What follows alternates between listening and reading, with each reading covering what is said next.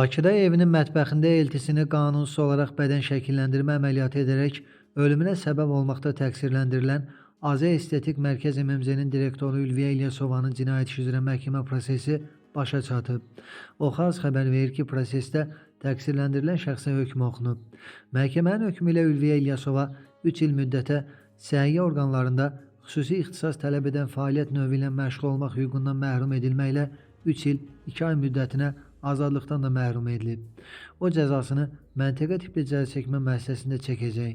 İttihama görə bu il aprelin 16-sında 1984-cü il təvəllüdlü Səbirə Vəliyevanın cərrahi əməliyyatdan sonra ölməsi faktı üzrə cinayət işi başlanıb.